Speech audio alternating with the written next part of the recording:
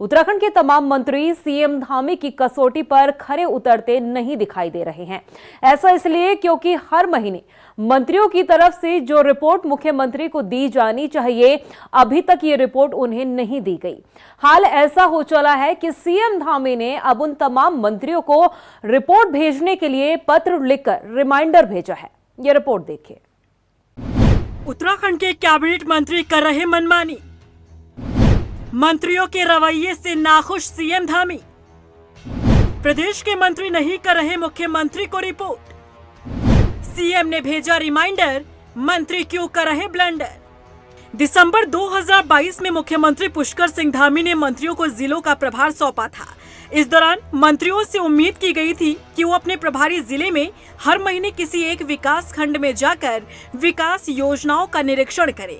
इस दौरान वहां रात्रि विश्राम कर जनता और कार्यकर्ताओं की समस्याओं को सुना जाए और अधिकारियों को आवश्यक दिशा निर्देश दिए जाए।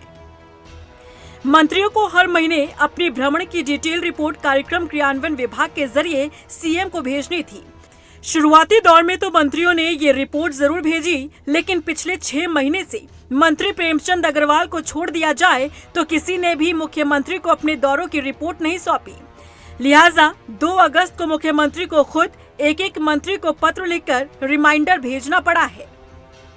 दिलचस्पी वाली बात तो नहीं है, लेकिन ये माननीय मुख्यमंत्री जी ने दिसंबर 2022 से ये अभियान प्रारंभ किया था और उसके अंतर्गत काफ़ी अच्छा रिस्पांस उसका मिला था। सभी माननीय मंत्रीगणों से मैंने स्वयं मुलाकात की थी, मैं मिला भी था और बीच बीच में भी मेरा उनसे इस संबंध में बातचीत होता रहता है। तो पिछले वर्ष का कहें जनवरी फरवरी तक तो हमारे पास रिपोर्ट आती रही, लेकिन जब से आचार संहिता लगी, एक्चुअली आचार संहिता फरवरी में प्रभावी हो गई थी, तो आचार संहिता लगने के उपरांत फिर बरसात का समय आ गया, तो इस वजह से माननीय मंत्रीगणों की रिपोर्ट नहीं आ पाई। तो एक रिमाइंडर के बतौर माननीय मुख्यमंत्री जी ने सभी माननीय मंत्रीगणों को, उसमें केवल प्रेमचंद अग्रवाल जी की जो माननीय मंत्री जी हैं, हमारे वित्त मंत्री जी, उनकी रिपोर्ट आ रही है। मैं अकेला मंत्री हूँ जिन्होंने ये रिपोर्ट्स वहाँ दी है, तो मैं अपेक्षा कर रहा हूँ कि औरों ने भी या तो दी होगी या देने वाले होंगे या वो देंगे।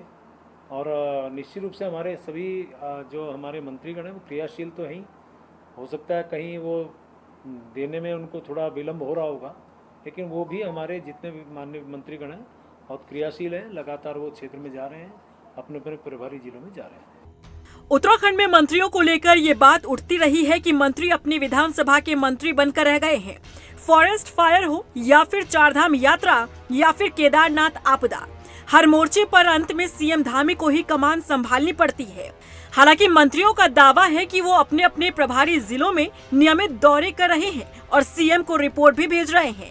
खास बात तो ये है कि बीजेपी प्रदेश अध्यक्ष मंत्रियों का बचाव करते हुए नजर आए।